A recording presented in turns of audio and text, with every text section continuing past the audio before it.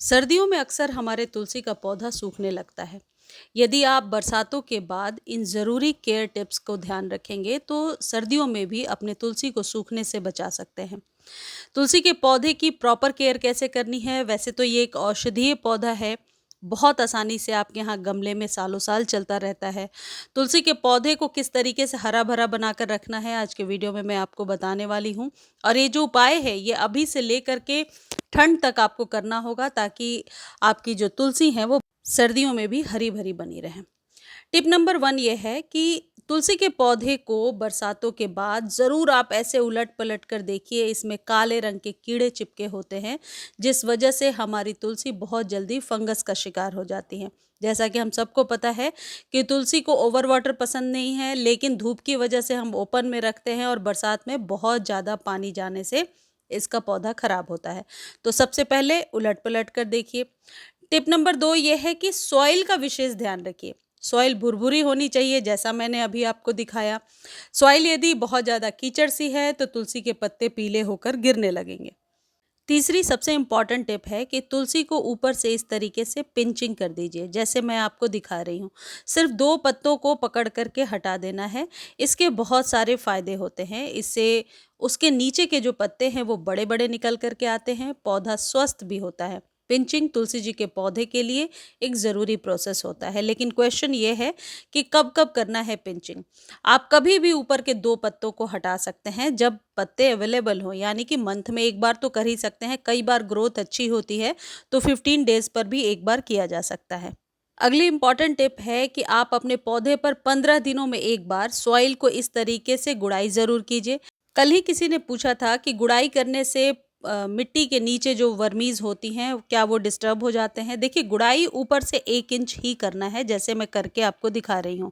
बहुत नीचे तक गुड़ाई करने से रूट्स कट जाती हैं, पौधा डिस्टर्ब हो जाता है। तो गुड़ाई करने के लिए ये गमले के चारों तरफ जो रिम बनी हुई है, उसी पर 1 इंच आपको सिर्फ गुड़ाई करते जाना है। अगली इम्पॉर्टेंट टिप है, यदि सीड्स निकल रहे हैं, बीज बन रहे हैं, तो बीजों को ज़रूर हटा दीजिए। जिस भी दिन आपके यहाँ तुलसी जी को छूते होंगे या तोड़ते होंगे, बीजों को ज़रूर हटा दीजिए, क्योंकि सीड्स बनने की प्रक्रिया में पत्ते छोटे-छोटे काले-काले निकल कर के आने लगते हैं और फिर पौधा जो है धीरे-धीरे सूखने लगता है। अब बात करते हैं खाद की। ये जो खाद है ये बना कर के आपको रख लेना है और हर एक 15 दिनों पर इस्तेमाल करना है। इसमें आप वेजिटेबल पील्स ले सकते हैं, केले के छिलके, नींबू और ऑरेंज के छिलके ज़रूर लीजिए, क्योंकि इसके फ्रेग्रेंस से चींटियाँ चली जाती हैं, जिस वजह से ब्लैक माइट्स वगैरह का भी अटैक नहीं होता है। पौधा स्वस्थ रहता है और मिट्टी की गुणवत्ता को भी बढ़ा देता है। इसको आप बहुत अच्छे से ड्राई करके मिक्सर में पीस लीजिए। पीसने के बाद किस तरीके से स्टोर करना है वो भी मैं आगे आपको बताऊंगी। अब करना क्या है, मान लीजिए आज आपने इसे दे दिया गमले में, और भी कोई बहुत सारे खाद आप देते रहते हैं, तो वो आप 3-4 दिनों के गैप पर दे सकते हैं, लेकिन इस खाद के देने के बीच में आपको 15 दिनों का गैप रखना है। आज दे दिया, फिर 15 डेज के बाद इस खाद को रिपीट कर लीजिए। ऑर्गेनिक चीज़ें हैं, ये चलती जाएंगी, इसका कोई साइड इफेक्ट नहीं होने वाला है। पौधा इससे स्वस्थ रहेगा, बहुत तेजी से बढ़ेगा, इस बात को भी ध्यान रखिए। एक चीज़ और है, इसमें यदि आप वर्मी कंपोस्ट मिला लेते हैं तो आप अपने पौधे के लिए एक बहुत अच्छी औषधि तैयार कर रहे हैं। वर्मी कंपोस्ट या गाय के गोबर वाली खाद आप मिला सकते हैं। वीडियो में अभी आपको बता रही हूँ कि लिक्विड फॉर्म में किस तरीके से देना है। बस 2 चीज़ें ध्यान रखें, जब भी ये खाद दे रहे हैं उसके पहले मिट्टी ड्राई हो, इस बात का ध्यान रखें। और यदि मिट्टी गीली है तो उसे गुड़ाई करके छोड़ दीजिए, उसके सूखने का वेट कीजिए, लेकिन गीली मिट्टी में खाद देने का कुछ ज़्यादा फायदा नहीं होता है। कई लोग पूछते हैं कि उसके बाद पानी देना ज़रूरी है। पानी आप नेक्स्ट डे भी दे सकते हैं यदि रिक्वायरमेंट नहीं है। खासकर अभी के मौसम में, अभी से लेकर सर्दियों तक ये नियम रखना है, लेकिन गर्मी में यदि यही खाद आप इस्तेमाल कर रहे हैं, मई जून की गर्मी में, तो ये खाद देने के बाद ऊपर से पानी देना ज़रूरी होगा। एक चीज़ और ध्यान रखिएगा, बहुत डस्ट फॉर्म में नहीं बनाना है, इसको आप बस दरदरा कर लीजिए। अब इसको करना क्या है, किसी भी कंटेनर में रखिए और 2 से 3 दिनों तक इसको धूप लगाइए।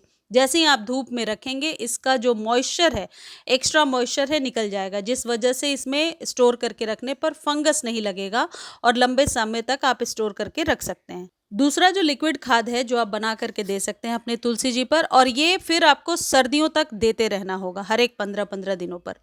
करना क्या है, ये जो कंडे उपले या काउडंग केक है, इसको पानी में रात भर भिगोइए, पानी अपने अकॉर्डिंग ले सकते हैं।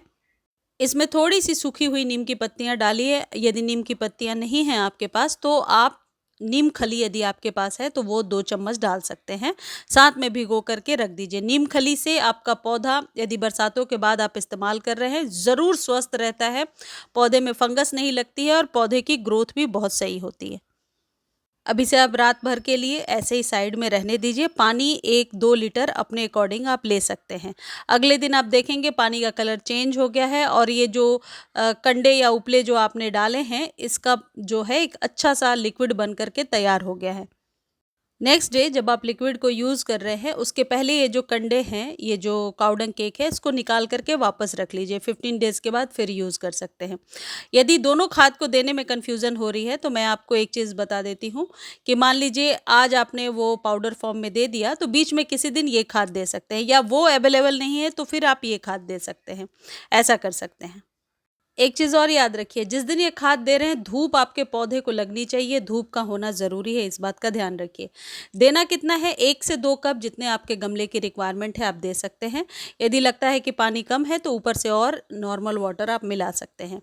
ये जो लिक्विड आपने बनाकर तैयार किया है, ये कंप्लीट खाद है, ये आप अपने किसी भी पौधे को दे सकते हैं। तुलसी के पौधे को तो सालों भर दिया जा सकता है।